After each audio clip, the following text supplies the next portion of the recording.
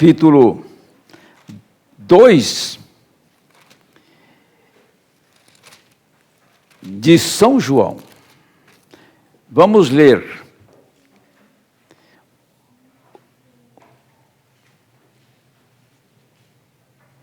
o 19. Jesus respondeu e disse-lhes: derribai este templo, em 3 dias o levantarei. Disseram, pois, os judeus: em 46 anos foi edificado este templo, e tu levantarás em 3 dias? Agora o João dá andamento dizendo, mas ele falava do templo do seu corpo. Mas ele falou isso aqui e foi em frente. Agora, se você ler João 12,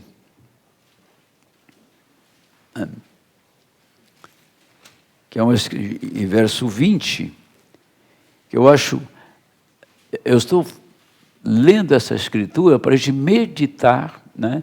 Meditar neste assunto, quando fala-se de trovões, fala de abertura da palavra. Ora, havia alguns gregos entre os que tinham subido a adorar no dia da festa. Quer dizer, tinha gregos que subiu para adorar, quando eles reuniam em Jerusalém para adoração. Era uma festa em Jerusalém. Estes, pois, dirigiram-se a Filipe, que era de Betsaida, da Galileia, e rogaram-lhe, dizendo: Senhor, queríamos ver a Jesus. E Filipe foi dizê-lo a André. Então André e Filipe o disseram a Jesus. E Jesus lhes respondeu dizendo, agora Jesus está falando com os gregos: é chegada a hora em que o Filho do Homem há de ser glorificado. Na verdade vos digo que se o grão de trigo caindo na terra não morrer, fica ele só. Mas se morrer, dá muito fruto. Quem ama a sua vida, perdê-la-á, e quem neste mundo aborrece a sua vida, guardará para a vida eterna. Se alguém me serve, siga-me. E onde eu estiver, ali estará também o meu servo. E se alguém me servir, meu Pai o honrará. Agora minha alma está perturbada. E que direi eu? Pai, salva-me desta hora. Mas para isso vim a esta hora. Pai, glorifica o teu nome. Pai, glorifica o teu nome. E então veio uma voz do céu que dizia: já o tenho glorificado, outra vez o glorificarei. Isso foi uma voz clara, está escrito na Bíblia. Já o tenho glorificado, outra vez o glorificarei. Ora, a multidão que ali estava e que a tinha ouvido dizia que havia sido um trovão, outros diziam que um anjo lhe falou. Senhor Deus, nós oramos no precioso nome do Senhor Jesus Cristo, antes do momento da oração, pedindo que o Espírito do Senhor, nesta audiência que se encontra nesta noite, que não sejamos apenas figurantes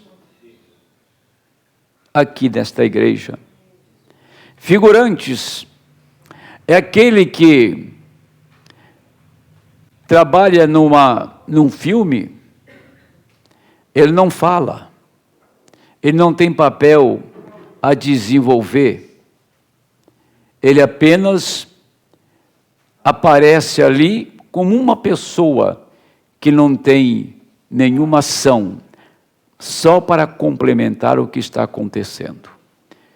Os atores estão em cena, eles estão vivendo a cena, tanto em palavras, como em movimentos físicos, em gestos, mas o figurante está em algumas posições só para preencher aquele espaço, dizendo que faz parte das pessoas que estão participando, mas não tem nenhuma participação, não tem nenhum papel a desenvolver. Esse é o figurante. Que não sejamos figurantes, mas que o nosso papel seja cumprido, que nosso personagem possa viver, para manifestar a bendita pessoa de Jesus Cristo, que apenas não sejamos pessoas que ficam no banco da igreja enquanto o pastor prega e lê as escrituras e lê a mensagem. Volto para casa, não sei qual foi a escritura que fora lida e também não sei qual a mensagem que ele leu, porque não tem nenhum lápis para anotar, não tem um caderno na mão, não tem nada, apenas coloca na cabeça e passou ali do outro lado da rua, já não sabe o que falou, o que o pastor pregou. Não sejamos esse tipo de gente que não tem interesse em consultar depois e meditar depois que a mensagem termina, porque a mensagem pode terminar aqui no púlpito, aqui na igreja, mas é uma continuação na nossa vida. Senhor, Senhor, Senhor meu Deus, dá-nos graça e força para sermos mais interessados e participarmos mais, Senhor, da vida da sua igreja, do seu povo. Nós oramos pedindo graça para isto, em nome do Senhor Jesus Cristo. Amém, Senhor. Pode sentar, meus amados. Quero deixar bem claro as palavras do profeta. Tá? Ele faz, eu falei que a palavra era para Noé, e Noé captou que era para ele. Ele não endereçou uma segunda ou uma terceira pessoa, e nem os mensageiros das eras endereçou isto a outra pessoa. Sabia que aquilo era para eles e que era da responsabilidade deles. Não tinha ninguém para fazer. Era Martinho Lutero que escrevia as 95 teses. Não tinha ninguém para fazer. Quem foi para as minas de carvão e pregar aos mineiros lá foi João Wesley, que não tinha oportunidade para pregar na Inglaterra, foi para os Estados Unidos.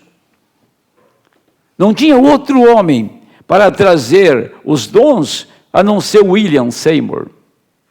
E Deus, quando foi trazer a sua palavra, ele não foi trazer apenas justificação pela fé, e não foi trazer apenas sem santificação, ninguém verá a Deus, e nem restaurando os dons.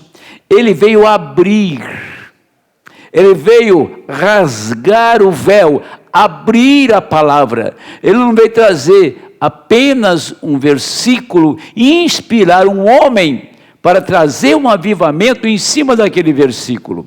Ele veio trazer a sua palavra, ele abriu a sua palavra, ele veio consumar o tempo, ele veio abrir a eternidade.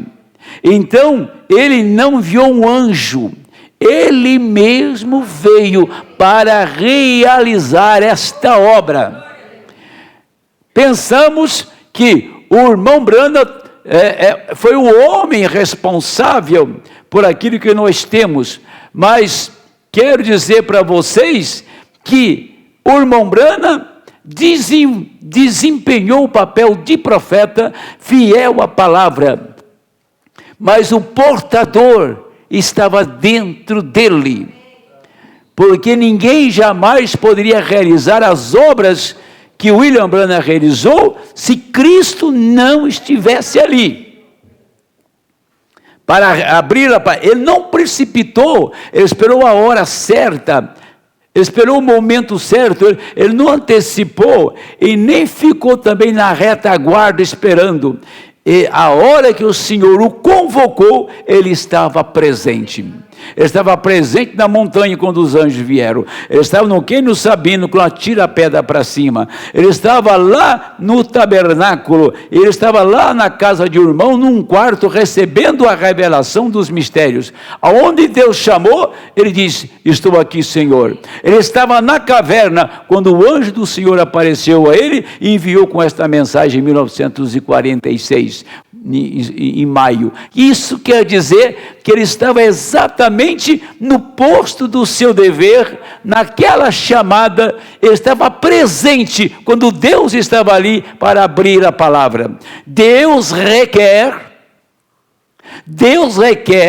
que o eleito, eu estou pregando e dizendo eleito, por quê? Porque se não for eleito, não adianta falar muito com ele não, porque ele vai ser sempre rebelde. Eu preguei uma mensagem em Guarulhos, no culto de ceia, sobre Hebreus capítulo 12, aonde Paulo fala que o bastardo no Antigo Testamento era filho fora do casamento, e nem só a partir da 10ª geração que entrava na presença de Deus, entrava no santuário.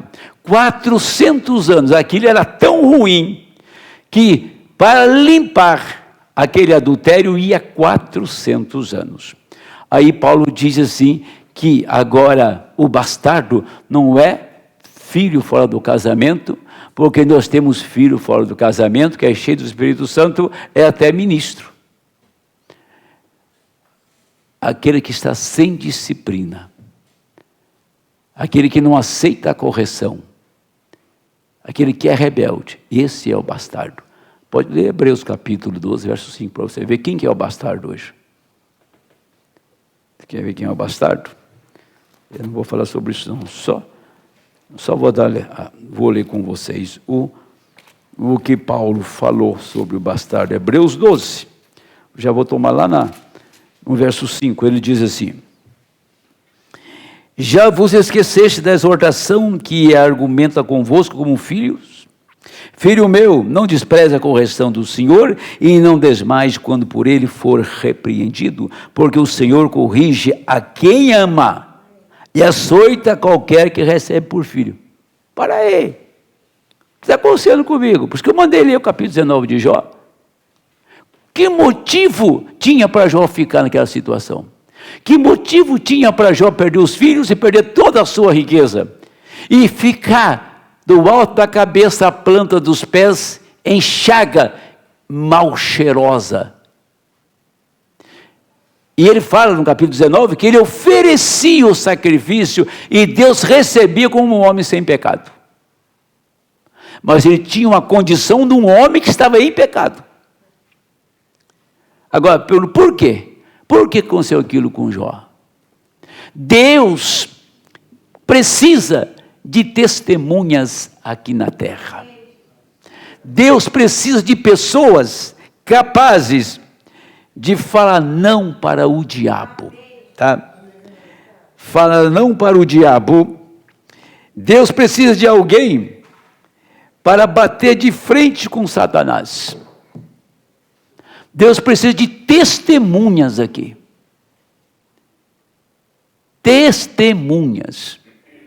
Quando a igreja foi inaugurada no dia de Pentecostes, lá tinha 120 pessoas, aproximadamente, que receberam o Espírito Santo.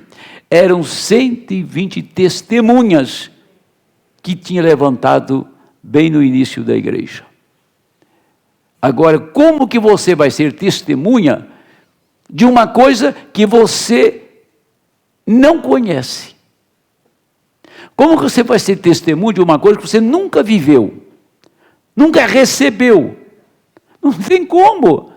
O que é o Espírito Santo? O que ele faz na sua vida? Eu não sei, porque eu não recebi o Espírito Santo. Então, como você vai ser testemunha se você não o tem?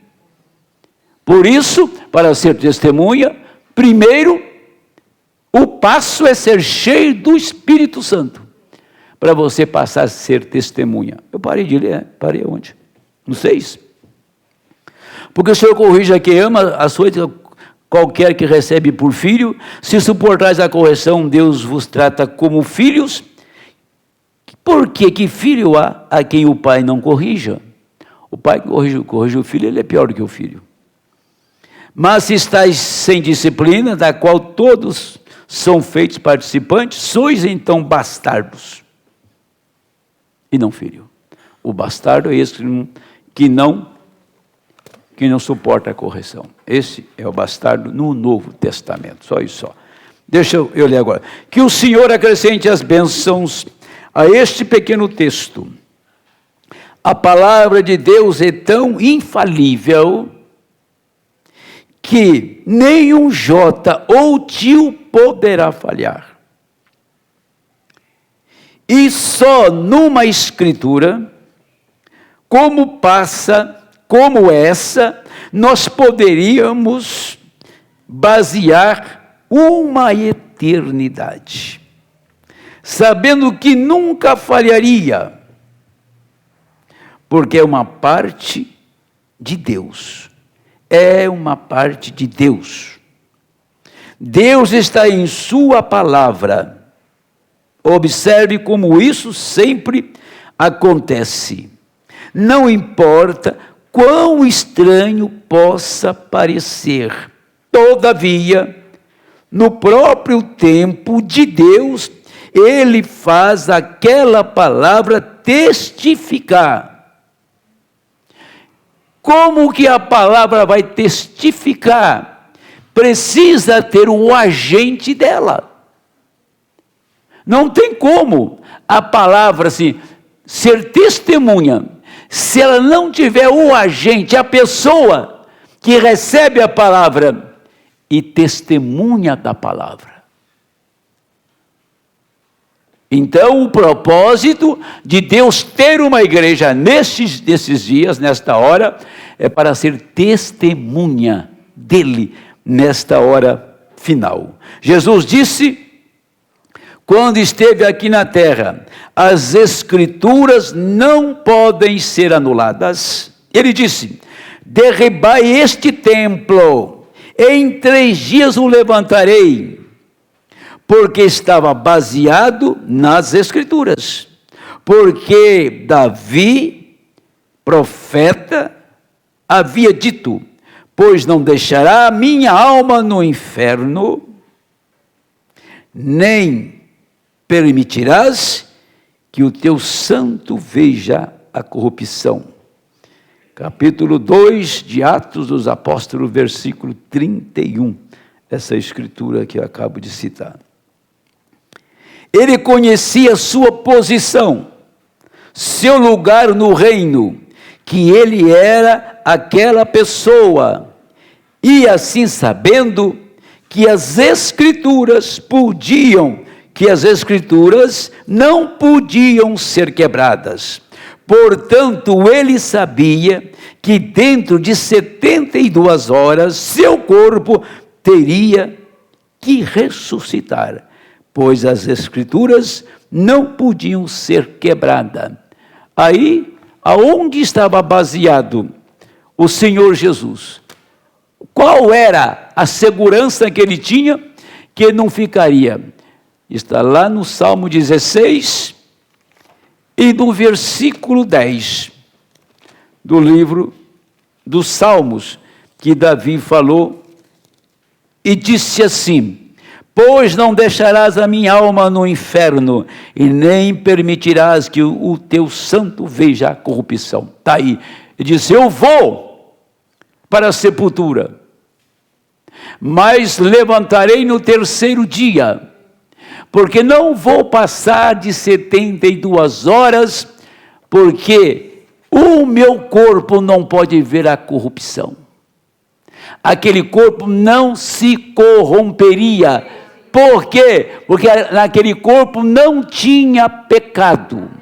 Ele não apodreceu na sepultura. Agora, qual é a palavra que ele sustentou, que ele estava dentro dele? Foi a palavra que um homem disse. Um homem falou, Davi. Se fôssemos fazer um comentário de Davi, as glórias de Davi, as vitórias de Davi, mas Davi também teve sérios problemas. Teve o problema com Urias, né? Contou o povo quando devia ter contado, uma série de coisas, mas era um homem segundo o coração de Deus. E ele falou a respeito da ressurreição, e esta palavra estava vivendo na pessoa de Jesus Cristo, porque Davi era uma parte de Cristo. Como Isaías, com outros profetas, com os profetas, foram uma porção da palavra, e Jesus foi a palavra completa e total. Nele habitou a plenitude da divindade. Ele sabia que ele era o Cristo, o ungido daquele tempo, da hora.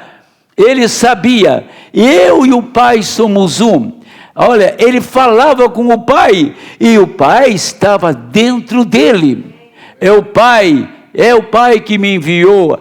É o Pai que realiza as obras. O Pai me mostra e eu faço. Eu não faço nada. Eu não dou um passo. Não tenho uma atitude minha. Eu espero o Pai vir e revelar a mim o que eu devo fazer. Por isso que quando no ministério do irmão Brana, ele esperava em Deus até chegar a hora dele começar a orar. Ele dizia assim: eu estou esperando por ele, eu não posso fazer nada sem ele aqui na plataforma. Mas quando ele chegava, ele via a chegada dele, aí ele começava a orar, e as coisas aconteciam, grandes sinais e maravilhas aconteciam. Então o profeta esperava pela chegada dele, para orar pelos enfermos, para levantar os mortos, para realizar as obras. Assim, a noiva, os eleitos deste tempo, têm que conhecer o dia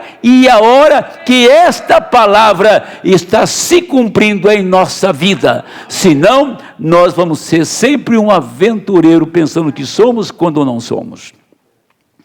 Muitas pessoas perguntam, ele disse que os 3 dias e noites, se você observar, diz, dentro de 3 dias, 3 noites, ele morreu na tarde da sexta-feira, se levantou no domingo de manhã, pois nenhuma célula daquele precioso corpo podia se corromper, porque a palavra de Deus disse que não corromperia.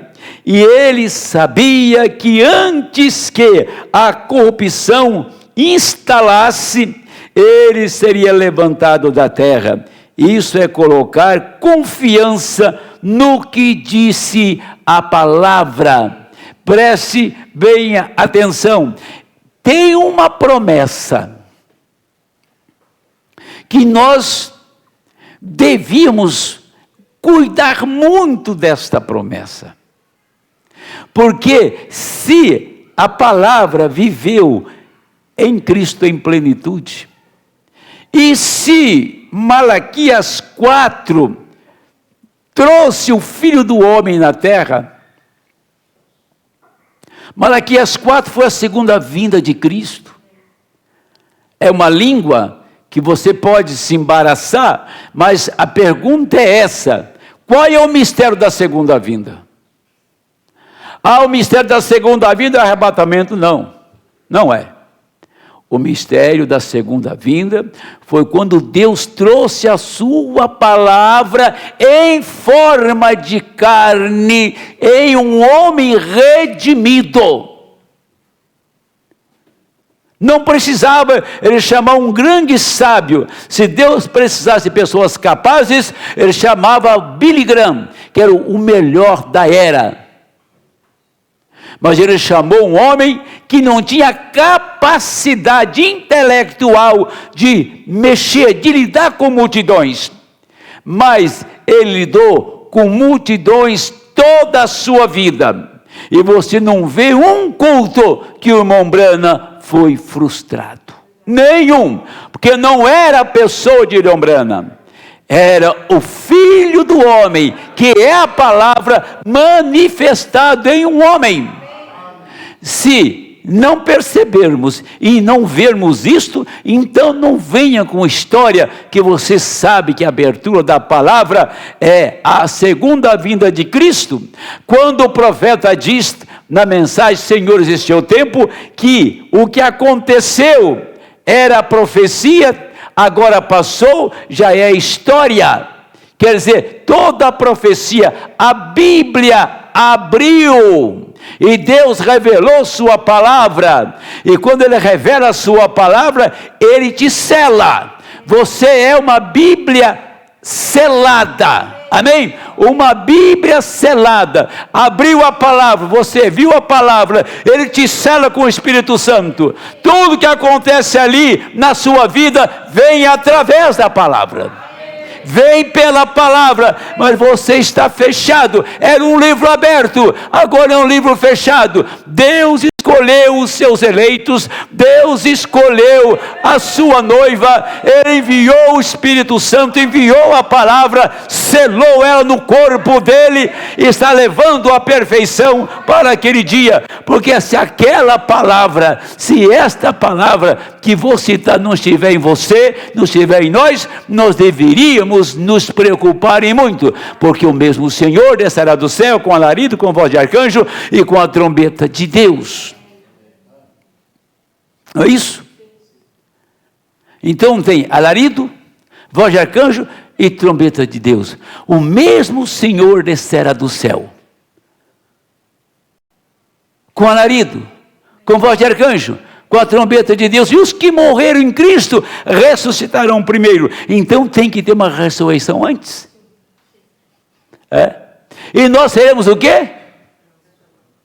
Num abrir e fechar de olhos, seremos transformados. Pois bem, agora você fala, vamos voltar lá atrás. Noé sabia que aquela mensagem era para ele, Moisés sabia que aquela mensagem era para ele, tá? Os mensageiros sabiam que aquela mensagem, aquela escritura era para eles. Agora Deus não manda uma porção da escritura, Ele abre a escritura. A quem muito é dado, muito é requerido. Ele não requeriu de Lutero o que requeriu de Wesley. Ele não requeriu dos pentecostais. Ele requer conforme Ele dá, tá? Conforme Ele dá. E nós não recebemos uma porção, nós recebemos a palavra, pois Ele vai requerer a palavra. E a escritura para nós é primeiro aos Tessalonicenses, capítulo 4, versículo 13 ao 16. Essa é a escritura da hora. Essa escritura deve viver em nós, tá? Porque se ela está em você, você irá embora. Você será transformado. Se essa escritura não estiver em você, não estiver em nós, nós estamos sem condições de preencher os requisitos para o arrebatamento. Mas deixa eu dar uma entrada aqui, na brecha capítulo, versículo, ou seja, a brecha 49 da brecha, o profeta diz, 7 selos sobre o livro. Estes 7 selos têm selado o livro. O livro está absolutamente selado. Ele está abrindo. Ele tinha pregado Deus em simplicidade, agora ia pregar a brecha. E ele disse, o livro é absolutamente um livro selado, até que os 7 selos sejam rompidos. Isso dá para pensar, fazer um silêncio em nossa alma. Se esse é o mensageiro para revelar os mistérios, abrir os selos, algo que estava guardado, selado, para um determinado tempo e para um determinado povo. Algo selado. Então significa que quando este livro abre, tem alguém prontinho para receber. E se estes 7 selos não foi revelado, como está escrito nos dias da voz do 7º anjo, então faça a sua pergunta: quem que vai abrir esses mistérios? Quem que vai revelar os 7 selos? Eu estou convicto disto, que se o selo está aberto dentro de você, você é um cristão robusto. Você não é um cristão mendigo. Você não é um cristão que esquenta o banco da igreja. Você não é um cristão, como se diz, né, nominal. Nominal só tem parte naquilo, mas não tem nenhuma atuação. Se nós somos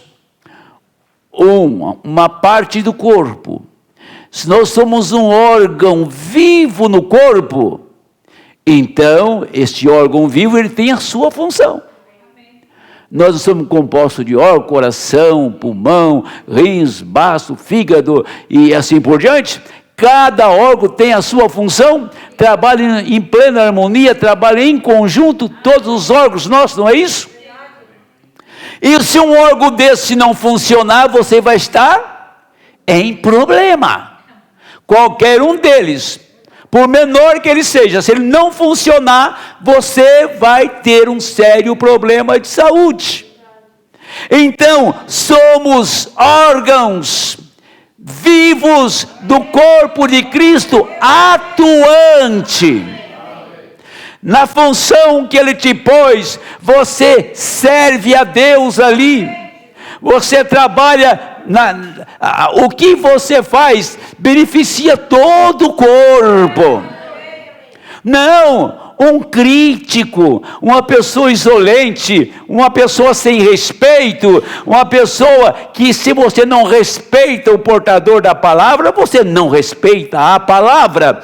Então, nós somos pessoas que Deus chamou e pôs no seu corpo, órgão vivo, que trabalha para o bem deste corpo, funciona perfeitamente o corpo. Então, você é uma parte importante no corpo de Cristo.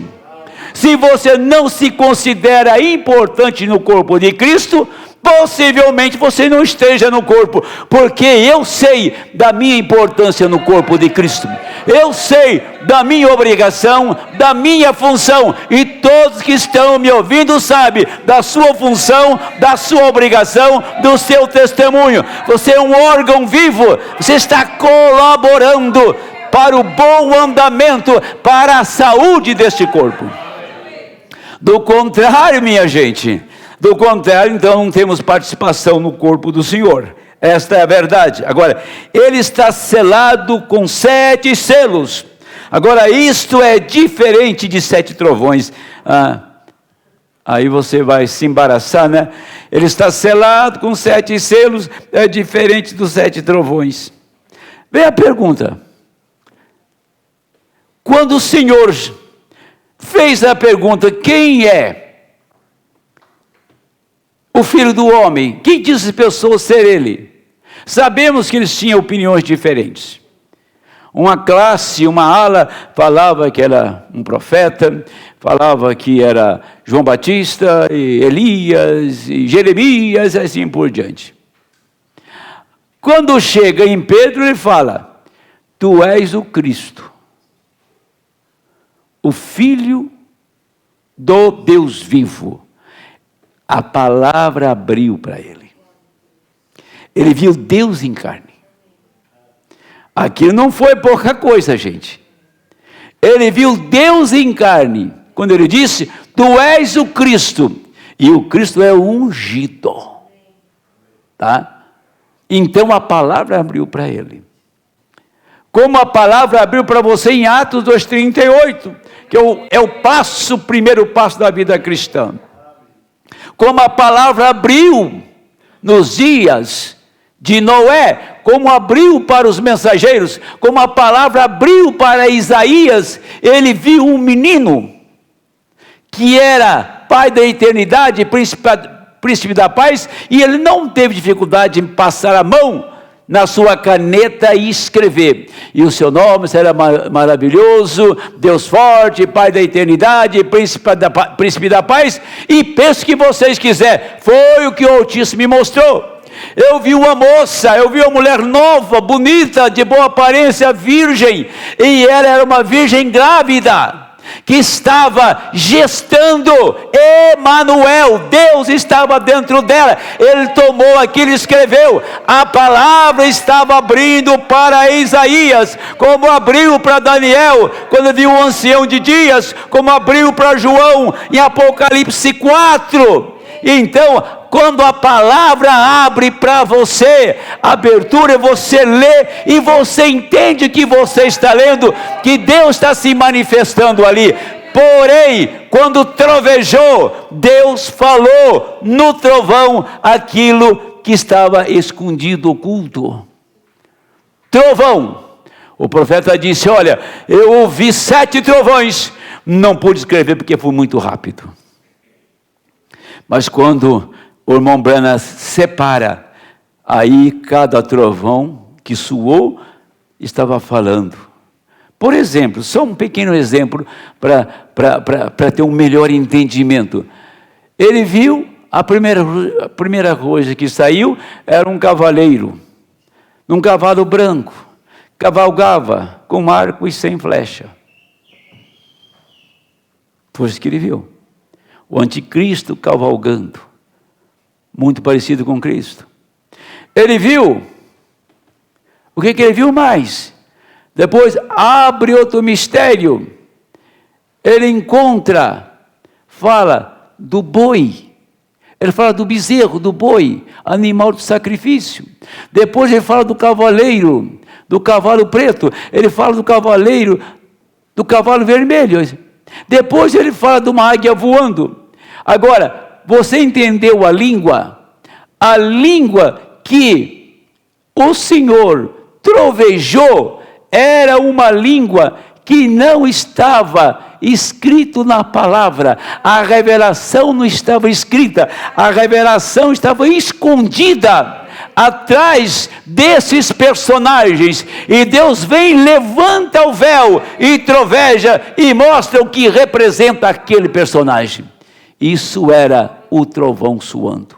Quando a palavra abre um selo e mostra o mistério para nós. Esses são 7 selos sobre o livro, e o livro não será, ou seja, e o livro não será, os selos não serão abertos até a mensagem do 7º anjo. Então nós estamos presumindo, mas a genuína revelação de Deus será perfeita naquele soar, verdade vindicada. Isto é exatamente o que a palavra diz. Os mistérios seriam finalizados naquele tempo. E este livro selado com 7 selos, vocês recordam? Ele estava fechado aqui em Apocalipse 5, porque ele veio com o livro na mão. E em Apocalipse 10, o livro está aberto. Estou lendo da brecha. Primeiro selo, 283.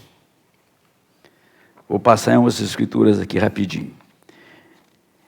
Jesus, o seu nome na terra era Redentor.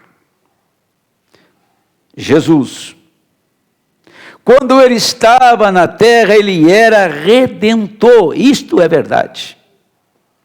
Mas quando ele conquistou a morte e o inferno, e os venceu, e subiu ao alto, ele recebeu um novo nome.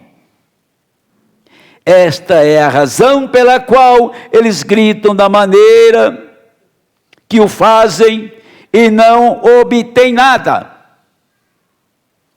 Será revelado nos trovões o mistério. Ele está vindo, cavalgando. Tem que haver algo para mudar esta igreja. É bom pregar um sermão bem legalista, né? Mas você entrar nisso aqui, fica bem apertadinho para todo mundo, né? Ele está vindo para mudar esta igreja. Você sabe disto? Tem que haver algo. Ninguém conhecia a não ser ele mesmo. Agora observe, ninguém conhecia a não ser ele mesmo. Todo mundo crê em Jesus Cristo. O que é a revelação? O que é o novo nome? O novo nome é a revelação da palavra. Então vamos esclarecer isso bem claro, bem simples, bem esclarecidinho, né? Toda igreja nominal não crê em Jesus Cristo? Sim ou não? Sim? E o que eles têm recebido? Hã? Eles não crêem. Eu creio em Jesus como você crê. Mas o que eles receberam? Não conseguem nem colocar roupa nas mulheres. O que eles receberam? Eles têm o nome de Jesus. Eu expulsei demônio a minha vida inteira na Igreja Universal no nome de Jesus. Mas nem sabia o que representava aquele nome. Só sei que funcionava. Funcionava. O demônio saía grunhindo. Resolveu? A minha situação não. Não é você citar o nome de Jesus Cristo. É você ter revelação do que esse nome significa. E eu acabei de ler, está em Apocalipse escrito, eu tenho a chave da morte e do inferno. Correto? Então ele venceu a morte e venceu o inferno. Se ele venceu a morte e o inferno, o que mais tem para vencer? Ele venceu absolutamente tudo. Deixa eu beber água aqui, senão minha voz vai por espaço. Pois bem, aí vem o grupo do novo nome. Arruma muito nome para o Senhor, né? Quando está na palavra. Você quer ver uma coisa? Vou pegar umas escrituras aqui, só um momentinho. Aqui está. 1 Coríntios 12. Vamos ver lá como a coisa funciona. 1 Coríntios 12, verso 3. Portanto, vos quero fazer compreender que ninguém que fala pelo Espírito de Deus diz, Jesus é anátema. E ninguém pode dizer que Jesus é o Senhor, senão pelo Espírito Santo. Agora vem a pergunta, eles têm o Espírito Santo? Então não pode chamar ele de Senhor, pode? Então eles não têm revelação deste nome, porque esse nome é toda esta palavra. Ele é a palavra, no princípio era o verbo estava com Deus, e o verbo era Deus. Moisés lá na montanha, quando viu aquela sarça ardente, ele disse para Moisés, Moisés perguntou, eu vou para o Egito, mas o que eu digo para o meu povo lá? Diz para o seu povo, que é o meu povo, que eu sou, te enviou e ponto final. Quem te enviou aqui, Moisés? Eu sou. Com quem você encontrou, Moisés? Eu sou. Aquilo era a chave que Moisés tinha na mão. eu sou, tem me enviado. E Satanás não parou um instante na frente de Moisés. Moisés fez sinais e maravilhas, libertou Israel, abriu o mar vermelho, tirou água da rocha, deu maná do céu. Eu sou estava ali, e aquele eu sou é a mesma pessoa que está aqui nesta noite, aqui nesta hora, o Senhor Jesus Cristo. Ele é o mesmo eu sou dos dias de Moisés, é o Jeová do Antigo Testamento. O profeta, numa madrugada, ele saiu e foi subindo, aproximando, e 3 horas da manhã apareceu um arco-íris. Ele disse, mas não pode ser, não tem sol, e só o sol e a chuva formam o arco-íris, e formou um segundo, e formou um terceiro, e os 3 arcos estavam lá, e o profeta pegou a sua faca, jogou de lado, pegou o seu revólver, pôs de lado, e foi tirar a sua bota para aproximar, e aquilo estava movendo em direção ao irmão Branham. E quando o profeta aproxima, explodiu e estremeceu toda a terra.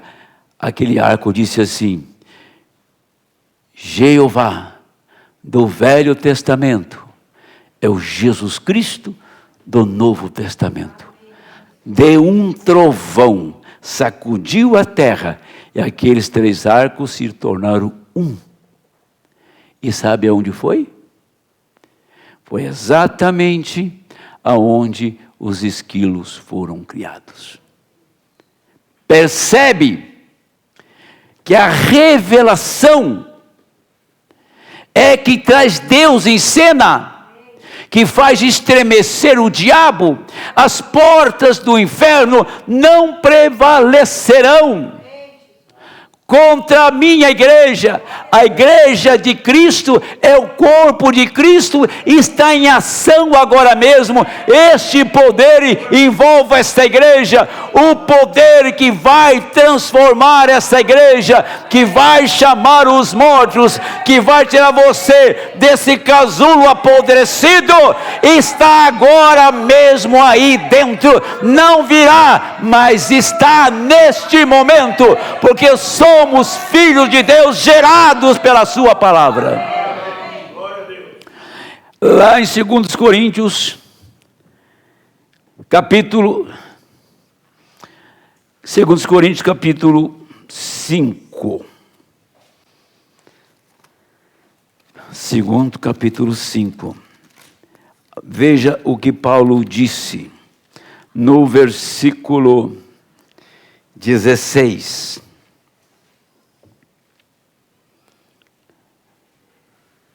Assim que daqui por diante,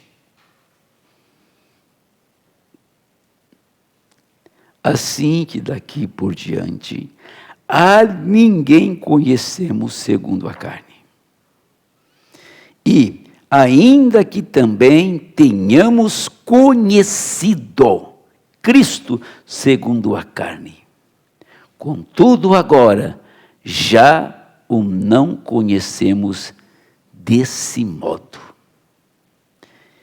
Assim que, se alguém está em Cristo, nova criatura é. As coisas velhas passaram, eis que tudo se fez novo. Ah, que palavra! Que coisa! Isso me impressiona, a visão desse apóstolo. Não conheço você segundo a carne, conheço segundo o Espírito que está em você. Como que vocês conhecem o pastor João Henrique? Pela estrutura física dele, ou pelo Espírito que atua na minha vida? Como você conhece o seu irmão? Pela estrutura física, pelo nome dele, ou por aquilo que ele representa, ou você conhece pelo Espírito que está nele? Então não conhecemos ninguém mais segundo a carne, mas segundo o Espírito, porque o mesmo Deus que fez um corpo e habitou nele em plenitude, para manifestar as suas obras, nós não estamos enganados. Ele abriu a sua palavra para manifestar em nossa vida as mesmas obras que ele realizou, pois está escrito em sua palavra: as obras que eu faço, também as fareis. Aí o Senhor disse para a figueira: figueira, nunca mais ninguém coma fruto de ti. Só isso. Não falou em línguas, não sapateou, não gritou, e seguiu viagem. E a figueira secou.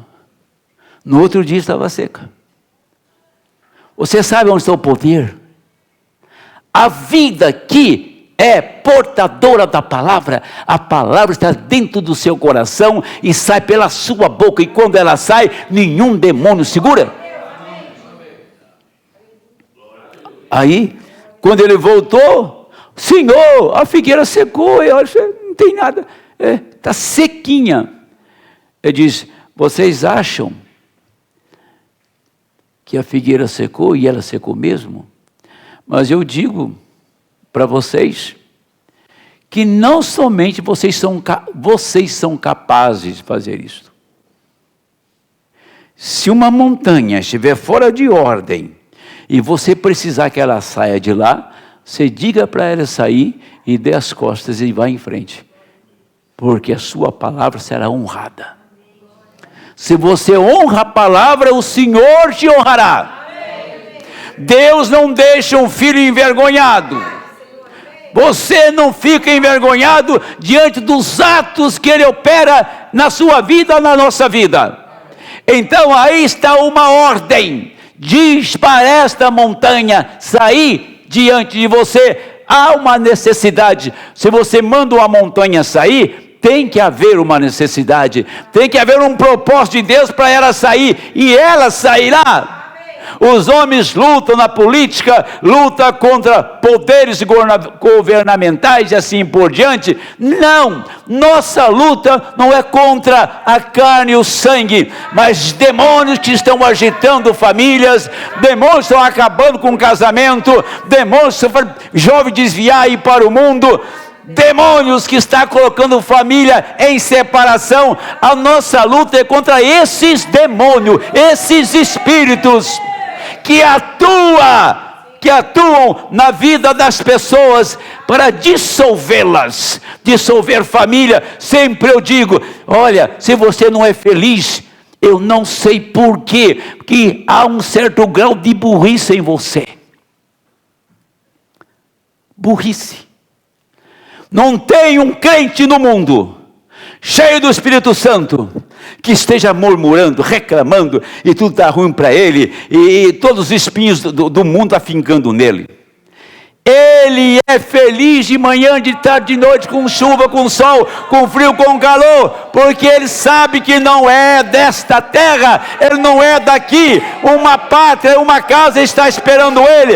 É apenas um pequeno momento para ir embora daqui. Ele está seguro que há um lugar para ele. Ah, eu sou crente, mas não estou feliz. Então você não é crente.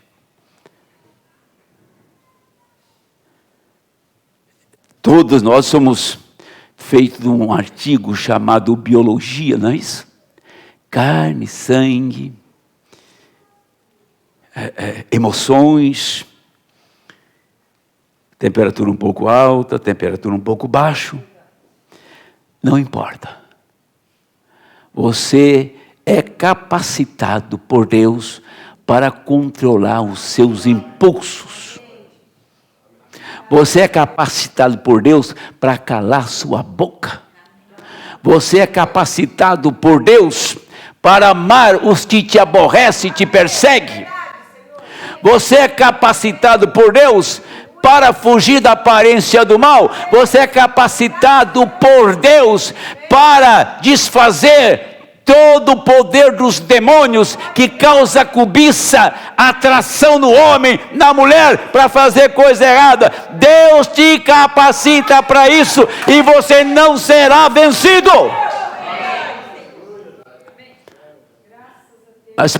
A coisa mais incrível, que tem pessoas que estão se matando para casar, depois de casar vai se matar para acabar com o casamento. É uma verdade.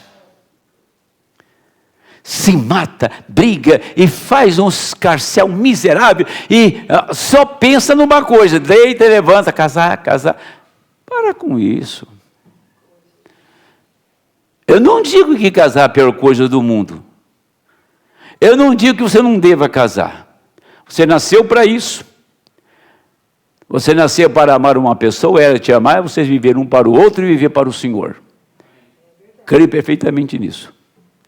Eu só não creio numa pessoa que faz disso como o centro da sua vida. Se isso não acontecer, eu vou comprar uma arma e vou estourar os meus miolos.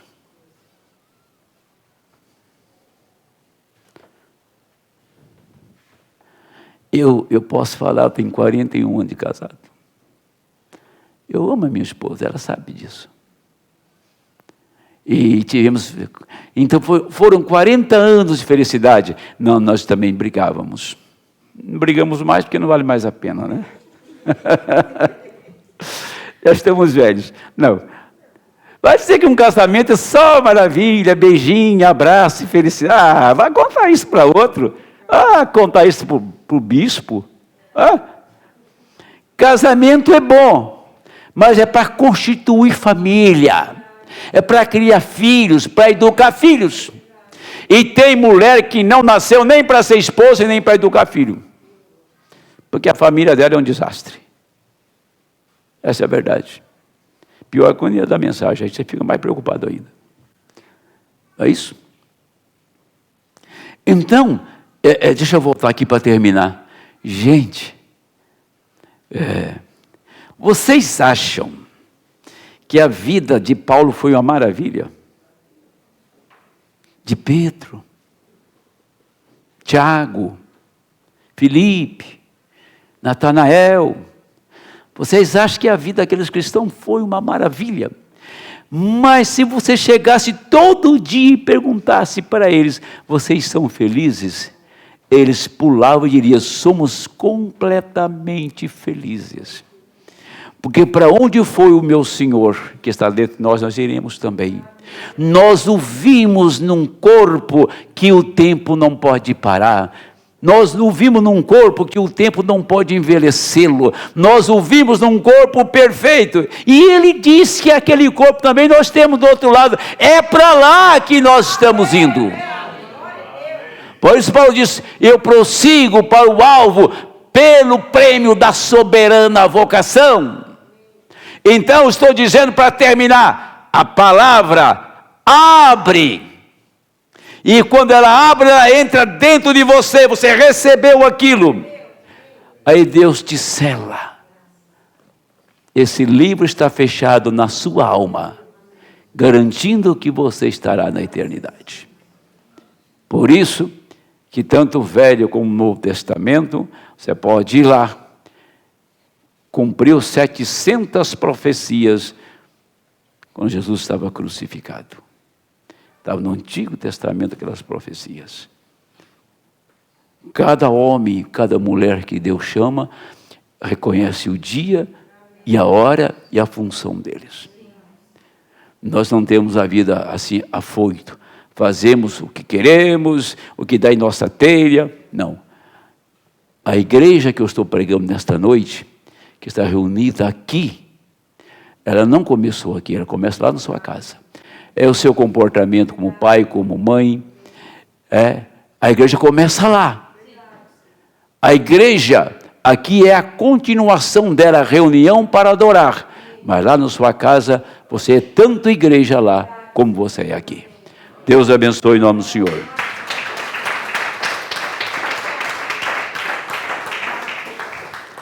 O meu Arce pede oração por recuperação de sua esposa. Irmã Dionísia e a família agradece a Deus por mais um ano de vida da sua filha Elizabeth. A irmã Sabrina agradece a Deus por mais um ano de vida de seu filho Jeremias, que completa hoje. Senhor Deus, oramos pela A irmã Márcia, que já teve uma grande vitória. Eu creio, Senhor, que Tu estás ali desde o princípio e a levará até o seu completo restabelecimento. Senhor, abençoa a irmã Elizabeth, sua vida, tudo o que ela faz e que ela possa brilhar com esta palavra. Obrigado por esta vida, Senhor.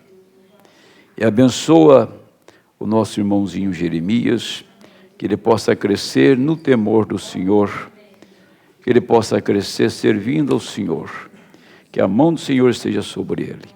Oramos no nome de Jesus Cristo. Amém. Vamos orar, irmãos.